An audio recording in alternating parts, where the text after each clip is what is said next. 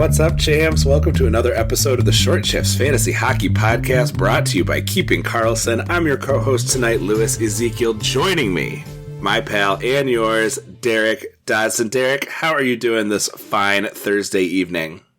Doing quite well, thanks. Hopefully the same for yourself. Yeah, hasn't been a super eventful night of hockey in terms of scoring, but we got tons of news to discuss. I've got some folks who are going to show up in some good places and some bad places when we discuss tonight. So long list of things that we want to cover here today, and I kind of want to jump into it just to give you a preview of what we're going to look at here. We've got some interesting headlines. Of course, we've moved into the trade deadline part of the year where we're starting to see some moves. Not the most exciting stuff necessarily yet, but some interesting implications. We've got some injuries and outjuries for you as well. We'll do a couple quick hot and cold streaks, but we also got some interesting mailbag questions that we want to address at the end of the episode as well. So stay tuned to get some insights into our, general strategy and some more specific ideas about some players. So let's jump right into it here. I want to start, and actually you brought this up here. You mentioned that Elliot Friedman was tweeting about this a little bit. Tell us what's going on with some, kerfuffle, is that the right word to use here? With some talk about Vancouver and Carolina recently. Yeah, and it's not just Elliot, but a couple media sources have revealed that there's been a bit of dialogue about trading Elias Pettersson lately. Now, prior to the beginning of the season, or at the beginning of this season, Pettersson's camp notified the Canucks that they wouldn't negotiate in season. So he was going to, play the rest of the season and then talk about an extension when his contract is up in the summer.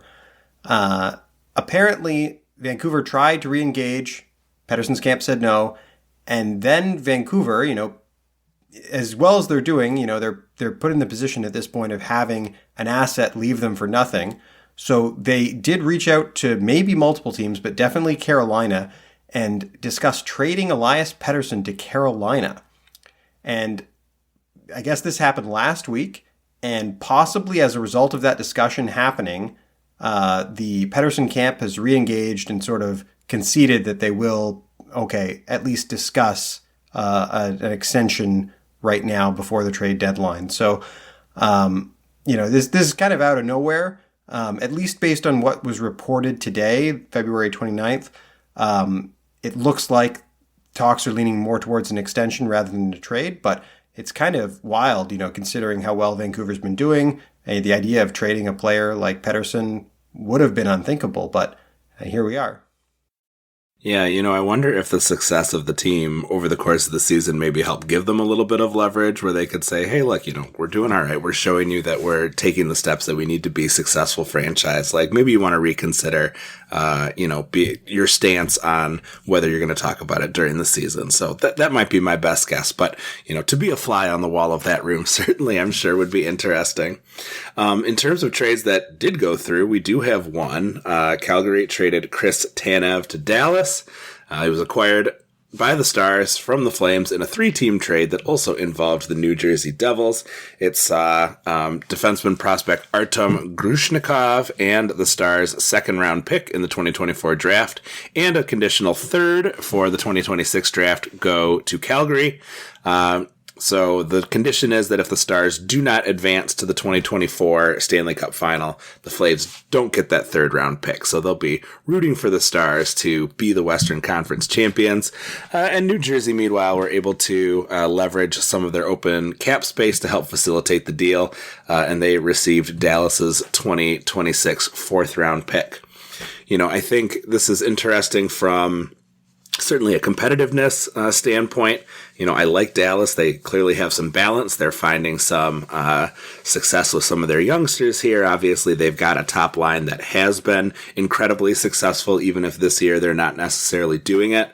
I like Dallas as a team that I was sort of thinking about as I begin to plan my strategy for some of these playoff pools, especially if it's ones that don't have redrafts in between the rounds. So you got to try to pick players that you think will be playing for a long time.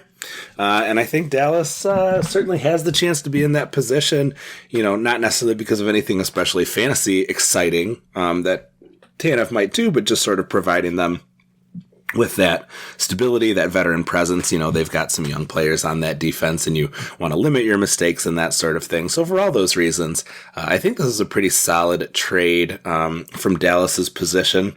Probably means Hanifin, who is also likely to go, is going to maybe grab that first round pick that Tanev did not hear. Any thoughts on the trade before we talk about maybe some impacts on the Calgary blue line? Yeah, I mean, there's going to be more minutes to go around in Calgary, but I'm not sure if it's going to make, Erasmus Andersen or someone else, that much more valuable. They might just bring up guys from, their minor league team or prospects to fill in time and see what they can do. Meanwhile, on Dallas, if Tanev's in the lineup, there's, fewer minutes going to be available for your Heiskanen and Harley. But I don't know. It's kind of a verge of fantasy relevance, but probably not, I'd say, at least for this trade in particular. Hanifin being traded would probably be a bigger impact, I would think. Yeah, and I think, this maybe is sort of the first domino to fall. It sort of helps set the price maybe, and I do think that will probably be coming here before too long. One player who I think may have some interesting implications, and a player that I'm thinking about for next week because Calgary does have 4 games and I think a couple off nights, and that's Oliver Kylington. I mentioned him a little bit last week, and again, it was just sort of in passing. I was talking about a couple guys with low minutes like Perunovic, who are showing some maybe potential scoring upside. I do think, the Calgary D now is Andersen, Weegar, Hanifin will likely be gone, and then I see Jordan Osterley and Braden Pechal on the list there. So some, not a ton of depth here, obviously.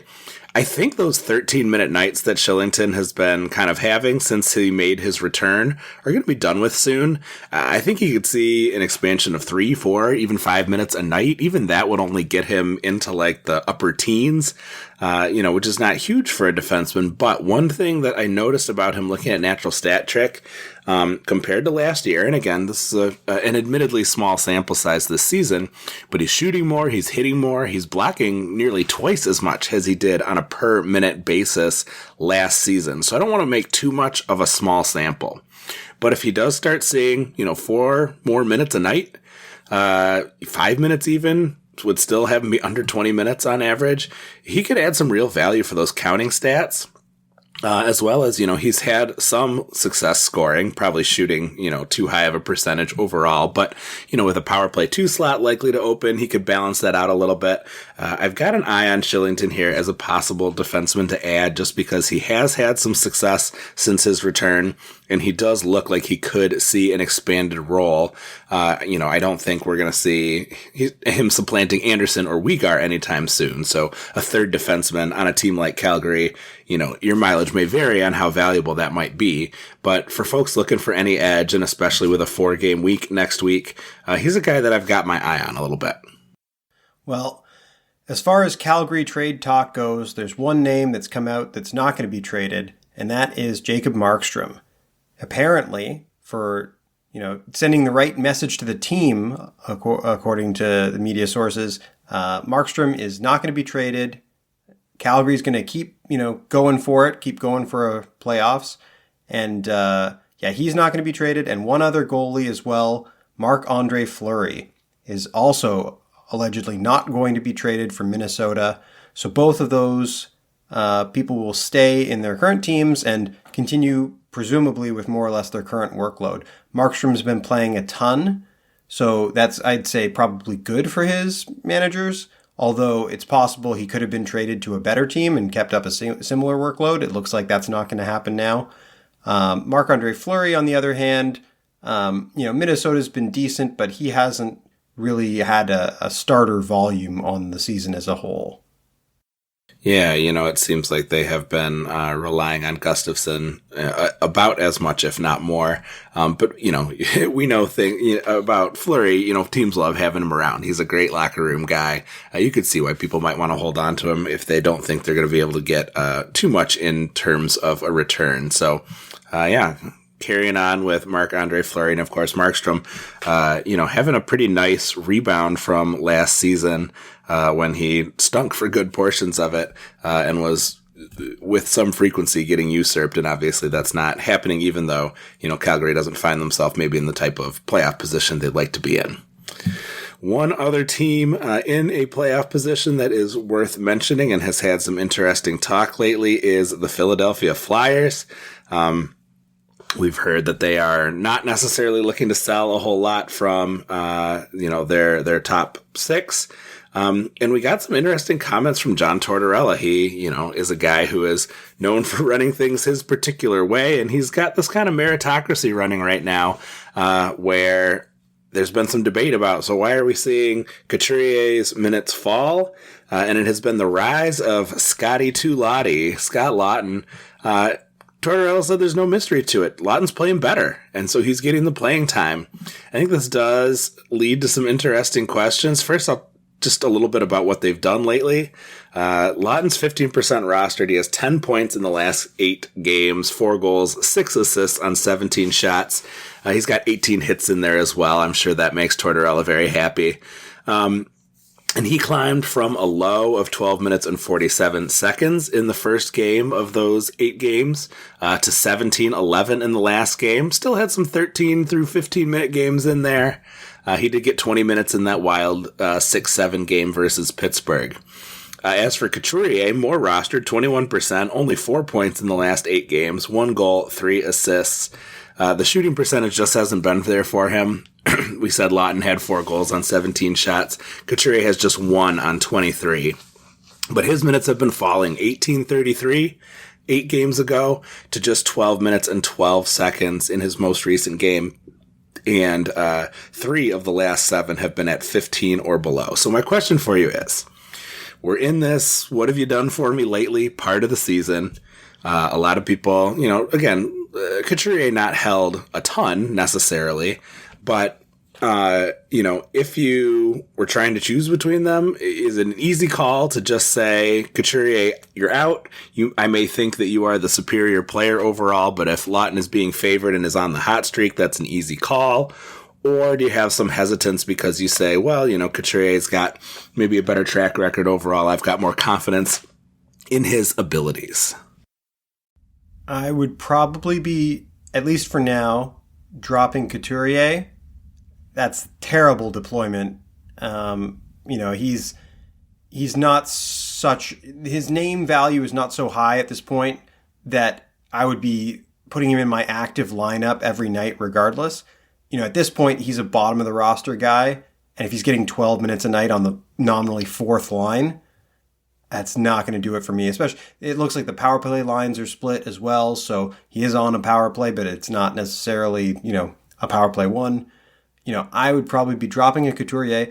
I don't know if I'd be picking up a Laughton, though, to be honest. I think there's, probably a lot of, other options out there and potentially options with better schedules than Philadelphia the next few weeks and into the playoffs. Philadelphia just doesn't have a lot of games and doesn't have a lot of off-night games going forward. Yeah, really good point with the schedule. I appreciate that insight. I think I might have a different way of thinking about it if this was mid-season and we still had, 10, 11 weeks left for things to sort of find their level. But I'm with you. Like if I were, in this thought experiment where I'm choosing between these two, I'm ready to move on from Couturier just because I need those instant results. We need that immediacy. And if you're not getting it, then what are you looking for? So yeah, I could definitely see 100% permission to drop Couturier. Those words are a kiss of death as far as I am concerned right now. Whether you want to add Laughton obviously depends on what your situation is. Like I said, that shooting percent is maybe a little bit high, but he is getting some decent deployment. You want to be playing with Tippett if you're going to be playing, as long as Konechny is out. That obviously has been very damaging to Philadelphia's prospects. All right, well, we'll jump into some injury and outjury news here. The big one, and an unfortunate one, and maybe a predictable one, Josh Norris has been stated that he is going to be out for an extended time. I am not a doctor, but it seems like a season ender to me. They said it was the shoulder yet again. Without sounding too dismissive of what Norris is going through, fantasy-wise, I think that really adds some juice to Shane Pinto, who already is playing quite well. 13 points and 50 shots in the 15 games since he's been back for the Sens midway through the season. I was a little skeptical of that return because I expected him to be further down the lineup, but he's been more successful than I expected already, and now is likely to get solid deployment for probably the rest of the fantasy season. He played on power play 1 in the last few games. He has even strength time with Brady Tkachuk and Tarasenko. Just owned in 22% of leagues. With all these shots, I feel like I would grab Pinto before I would grab Scott Laughton. Yeah, I'd agree with that. I think Pinto's deployment is definitely more reliable at this point. Given what we just discussed about Tortorella, any player can find themselves in the doghouse as fast as they were on their good side. Ottawa's blessed with a number of good wingers, and Pinto is now should be cemented in the top 6, I would think. So I would definitely agree with that. Speaking of perhaps predictable player injuries, we also have Mark Stone out for the rest of the season. And, the lengths that Vegas will go to circumvent the salary cap, they had Mark Stone get a lacerated spleen. But, the news that just came out today about that injury, which was previously known, is that he's definitely out for the remainder of the season, questionable for the playoffs.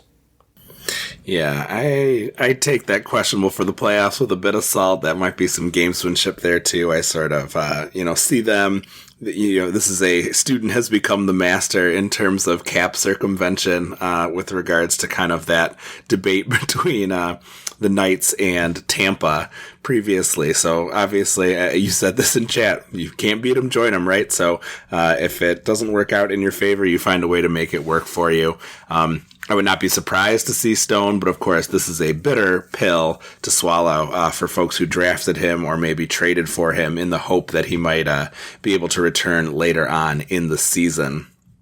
We also got a couple goalie injury updates, or outjury updates, I should say, which is the more exciting variety. Derrick, you want to take us through these quickly? Yeah, so as foretold on a prior Short Shifts episode, over in Carolina, we have Freddie Andersen apparently should be back and playing, quote, hopefully in this next week sometime. So, that's coming out today, Thursday, presumably next week, is what they mean by the quote. That's a big blow for Kochetkov fantasy value. Good for Freddie Andersen managers who've held on to him through this long injury. Yeah, I think certainly has the potential to really disrupt some of the success, at least the reliability of those Kochetkov starts. He did not start here on Thursday, but he has been starting the majority of games. I think a lot of hope for Carolina that they can get, 2 goaltenders to stay healthy here through the late part of the season. I don't know that I would necessarily be rushing out to grab Freddie Andersen. We've had this talk many times about the extent to which we want a goalie who is sharing starts.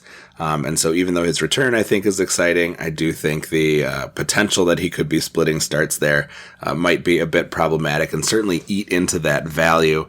If you're in a league, you're not trying to score your rates, but you're looking for volume because you need a lot of saves, you need wins, either to add to your points or to add to your totals. Similar situation over in Toronto, where tonight we had Joseph Woll returning for his first game back after a long injury break, and he put up a 30-save, 2-goal against win over Arizona. So definitely good for him and good for the Leafs, although it does seem like it's going to cut into the workload of Samsonov, who's been generally pretty good the last few weeks. Toronto's had a big winning streak, and he's been a big part of that, and, any questions about Martin Jones being the ideal option in net for Toronto or long in the past at this point? I think we can expect to see a Woll, Samsonov, relatively even split tandem going forward the rest of the season. Even if, one of them isn't performing at their best, I think they'll probably try to balance the workload. I doubt we'll see a Woll, 75% starts, even if he's playing really well. I think, maybe at best it's going to be a 60-40 with whichever of the two of them is playing best at one time. Yeah, I guess I would be less surprised to see Woll take 2 out of every 3 games versus Andersen taking 2 out of every 3 games. Just my gut feeling here. We're going to head into a quick ad break here. We'll be back on the other side to talk some hot streaks and some mailbag questions. You're listening to Short Shifts. Welcome back to Short Shifts. Just some quick hot and cold streaks here. I think most of these players that we're talking about should be rostered, and I don't think we're necessarily going to make some changes. I do have one guy here that I'm a little worried about, so we'll maybe dwell on him for a bit longer. A nice hot streak from Pavel Buchnevich. 7 goals, 1 assist, 20 shots in the last 7 games. I would imagine we would expect that shooting percentage is going to go down here a little bit, but he's been clicking on the power play, and had some opportunities where maybe a bit of an elevated shooting percentage is not too surprising. Obviously, he had that hat trick game. Sorry, Shams, hate to bring it up. I know you benched him that day, but appreciate you anyway, buddy. A really hot streak. I know we talked about Jonathan Marchessault, and by we, I mean our colleagues on the last episode. But tell us about Nick Suzuki. This guy has been on an equally wild hot streak here. He has, and it's continuing even through tonight. The stat I have is 22 points, including 12 goals, 10 assists, and 39 shots in his last 15 games. That includes, or is supplemented by, 3-point night tonight, a goal and 2 assists on 5 shots against Florida. The Montreal top line has really been cooking, him and Caulfield and Safkovsky. There's Safkovsky himself was kind of falling out of some of the scoring, but it's looking good for him again as well. Definitely good news for Canadiens fans to at least get some excitement in goal scoring, although at the same time they've been on quite a losing streak. So unless you're just cheering for a high pick in next year's draft, it's a little difficult for the team, but good for that top line. Yeah, always the difficult balance between kind of the outcomes that you want to see versus like seeing players have success when you're not going to make the playoffs. I thought you brought up something really interesting when we were chatting before the show, and maybe you can elaborate on it a little bit for the listeners. But I was talking about Slavkovsky, and I said, I didn't want him when he was down off that top line. And you were pointing out, if we'd had a little patience, we could have been able to hang in there for a bit and see him rebound. I just was hoping you could expand on that a little bit, because I do think sometimes, especially because of the nature of this show and the fact that we're, doing a lot of short-term stuff and news and all that jazz, we sometimes lean a little heavy on, hastening our decisions and moving on. But I thought you had some good advice here. Yeah, it's tough. Sometimes there's these tweener players who go hot and cold or get good deployment and then get bad deployment. And, it's good if there's a reason to, pick up someone who's just becoming hot, or to drop someone who's been cold, is pointless in 3, 4, 5 games. But sometimes there's just players who are, they're consistent and, they're in a relatively good position deployment wise. And sometimes they'll go 4 games without a point, and sometimes they'll go, 6 points in 4 games.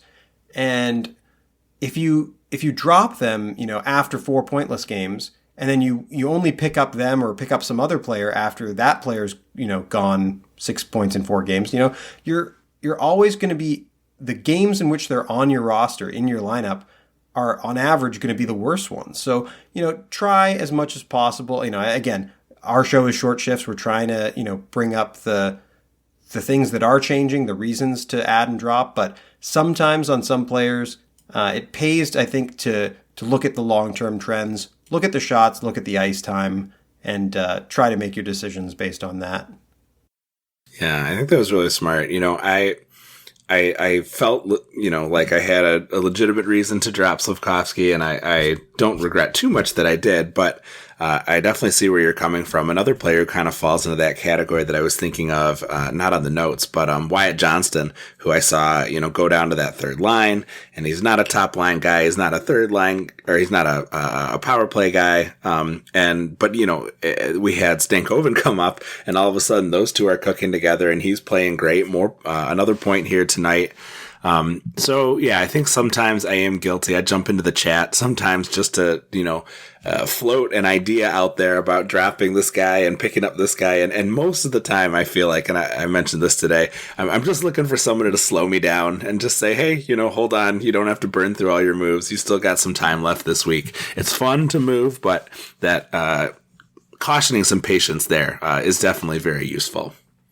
All right, well, nice digression, but let's jump back into some cold streaks. This is one that is driving me a little crazy here.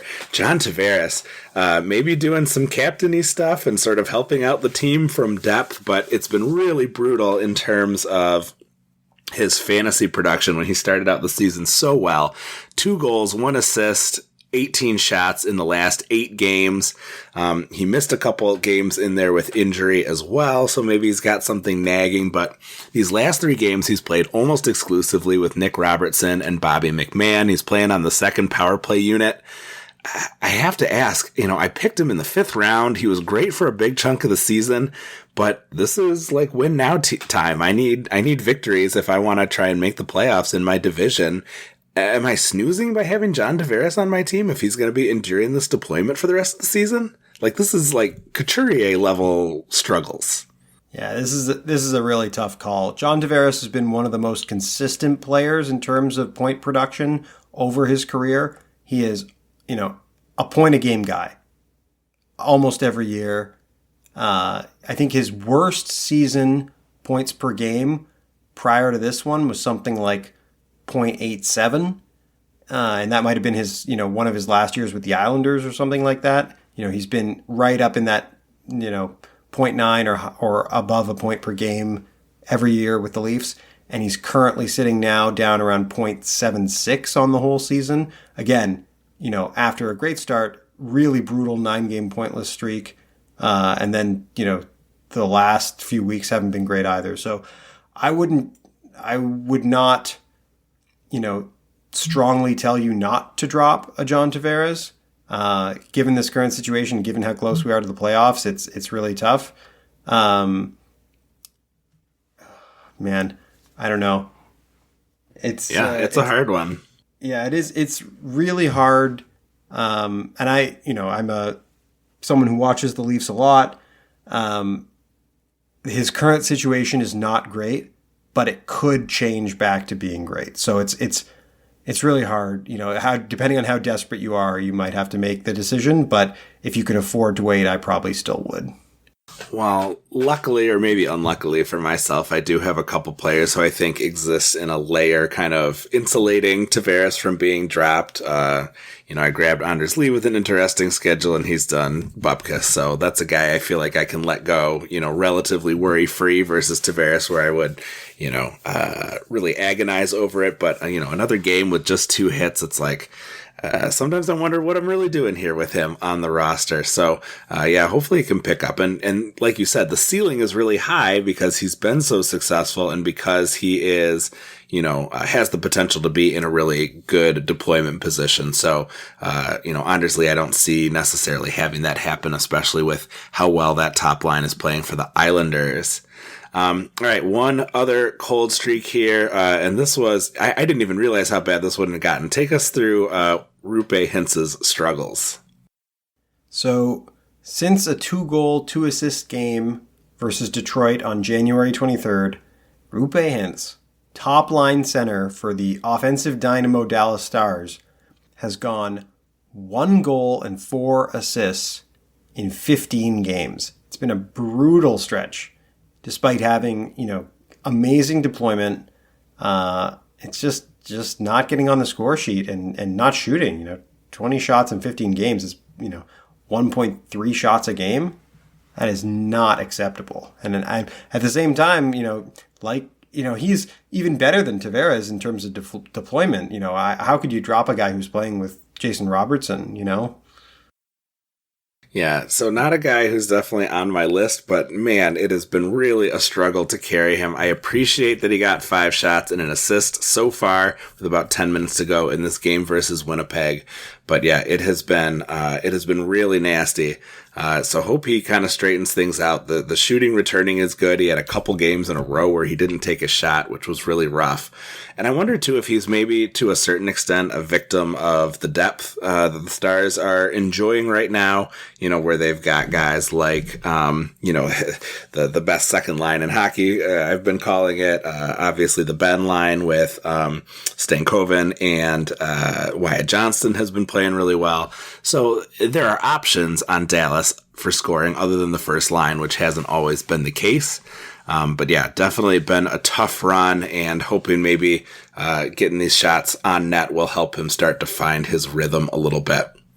All right. Well, I want to tackle a couple mailbag questions that we got from the patrons.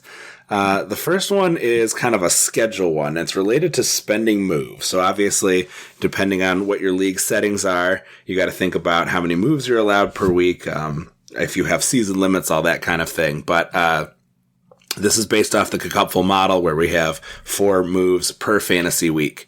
And the question is, today's Thursday. I have 1 ad remaining for my Cupful team. What would you guess the chances or percentage are that at least one of my healthy 18 skaters gets tagged with an injury between now, before games Thursday, and when games begin on Sunday? So that's 2 heavy nights, Thursday, Saturday, and a light night in there. Often wondering about holding the last move just in case of an injury versus spending that final move earlier to try to maximize the games played.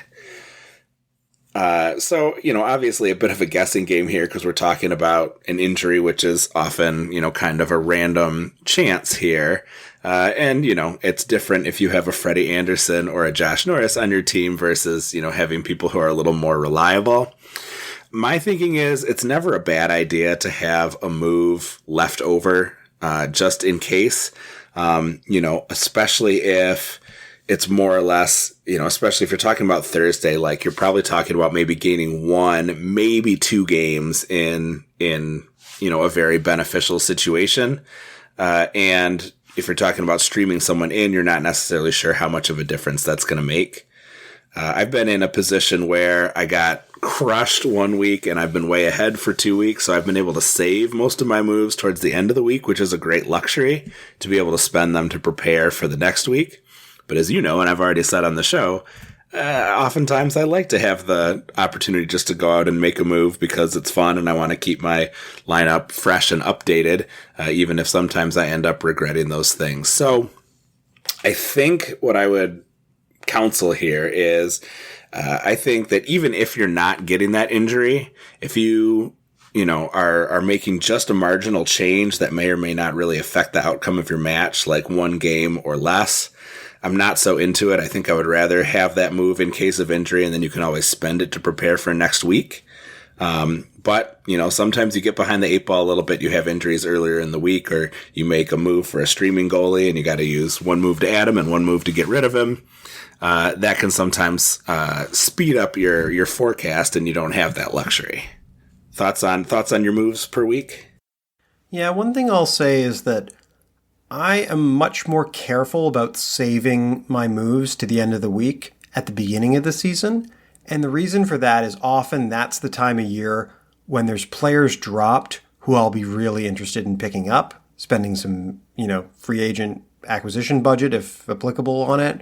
And I don't want to be in the position where I use all my moves by Wednesday or Thursday. On Friday, a great player is dropped and I can't put in a waiver claim because I've already used all my moves. As we get to this point in the season, that can come up again as some teams are really desperate. Sometimes a team is in, just outside the playoffs, desperately needs to stream in a 4-game week next week, and a great player only plays two nights, so maybe they will drop a really great player and you could grab them. But generally, I think it's a little less frequent in the middle of the season and late in the season as we are now. I would use my moves to try and maximize my games played this week, or I would save them with the specific intent of picking up someone on Saturday or Sunday for the following week. Yes, you can have an injury, but if we're talking about an injury that happens later than Thursday, it's probably going to affect a busy night Saturday. You're probably going to have an extra skater to play on Saturday night anyway, depending on how basically if your team, isn't all Anaheim Ducks, you'll probably have an extra skater available to fill in that slot. So I guess I'd be bullish on using your moves. Don't be worried about saving them for injuries, but maybe save them, with intent to use them for the following week. Yeah, good advice there, I think. And, one thing I've always been an advocate for, and this is sort of related to moves, but also with free agent budget, is I'm a big believer in spending your fab early. The Dave Betton blow your fab approach. Especially because, once you get those guys, you're talking about some players that you're really interested in being dropped. The sooner in the season that you can add them, the longer you're going to enjoy the marginal benefits of having them on your team and potentially being more successful than whoever was in that lineup slot that you had replaced. So, yeah, I think being aware of where you are in the season and kind of the psychology of that moment is a really smart idea. And we've got one more mailbag question here from the patrons. We are definitely headed into long shift territory, but there's been so much good stuff to talk about, and I've had a lot of fun. So hopefully, listeners, you've been enjoying it as well. And this one was a good one. The best and worst move of the season. And if you had to pick a lesson learned from the season, what do you think it would be? I'll let you get the start off on this one here. Well, I guess I'll say I'm pretty happy with how I drafted in the Cupful this year. Almost everyone that I drafted in the high and mid picks are still on my roster, and almost everyone I've been adding and dropping has been streams. With intent for a certain period of days or games. The only free agent ad from early in the season that stuck around pretty much all year for me is Casey Middlestat, and he certainly was very, very valuable, although unfortunately has gone cold recently. I'd still count that in the best, long-term ad category. On my worst front, I'll say I had three, in retrospect, rough moves at the beginning of this season. The first was considering but passing on drafting Brock Besser for 3 consecutive rounds in the Cupful, and that's rounds 14 through 16. And I passed each time. And in fact, Besser even came within 1 pick of me finally getting him in round 17. But alas, someone else, the pick before me, got him and has benefited. So that I feel really silly because as part of the, our allied chat, pick 6, we tracked all our picks and all the players we were considering. And I can see in the list that I was considering Brock Besser, and he was on the fence about picking him, so many times right up to that point. I also, in the first week of the season, dropped Matt Duchene, who I had taken in the 16th round. And that was a shame because, he had like a couple bad games and then the schedule was rough. So I dropped him quick, but then he went off on a tear after that. And I'll say my other unfortunate move was picking up Brock Faber on October 17th, but unfortunately dropping him on October 29th. Missed out on his rise to stardom. All right, well, so a good lesson for next season might be to have more belief in players named Brock, because the shortcomings all seem to be fairly Brock-themed there. I think I benefited from my draft being particularly slow because it allowed me to get the news about Besser's kind of elevation during spring training and allowed me to put a little more confidence in him. I definitely drafted him, I think, maybe sort of at the front end of that range you were talking about, 14 to 16. I don't remember exactly where, but obviously he has helped me hang in there despite some other questionable moves. So I haven't really had as much waiver wire impact this year in the past. Part of it has been have picked up guys who have been good but haven't stayed good. And I've also been more willing to move on from them. I think probably my best ad has been Dylan Strome. 30 points in the 35 games since I added him on December 9th. It took them a while to really give him the deployment that I thought he kind of deserved all along. But he's got a great playoff schedule, too, if I can survive next week's 2-game schedule. Another good one, believe it or not, I think picking up Martin Jones right when he went off for Toronto. I got 5 wins and 5 quality starts in 9 games. Only one really bad start at the end that didn't impact the match I was in, and it also allowed me to drop him pretty worry-free. And I hope that I'll be saying adding Leo Carlsson this week to get a bunch of extra games down the stretch was a good one, but the jury is very much still out on that. So funnily enough, I've actually just picked up Leo Carlsson for the 3rd time this season, and also hoping to benefit from Anaheim's good schedule the next few weeks. Yeah, absolutely. Just add in those extra games if he can get things. I think he has like 1 goal on his last 30 odd shots. I don't think that's going to stick. So hopefully, he'll put one through here. I think my worst one was probably dropping Johnston on the 11th. Just a couple weeks ago, he had 2 goals and no assists in 5 games. He was getting that line 3 deployment. He ended up with 1 pointless night after I dropped him, but had 8 and 9 since. And I think that might be 9 and 10 now because I didn't have it updated for today's game. Really seems juiced by that Stankoven call-up, so that's been a nice one for him. The last thing here, the second part of that question was a lesson learned from the season, and I think a takeaway for me, I really was like psychologically impacted by getting relegated out of Tier 1 last season, and I might have taken some of the wrong lessons for it. Obviously, this wasn't an auction draft, but a bunch of the guys that I paid a lot for last year slumped and then played great this season. My most expensive forward was Austin Matthews last season. My most expensive defenseman was Victor Hedman. My most expensive goalie was Jacob Markstrom, coming off of that season where he had led the league in shutouts, although I tried not to pay crazy for him. But I think that the result from that really was that going into the draft, I was downgrading those players more than I should have because I was feeling that residual sting from losing that coveted Tier 1 spot.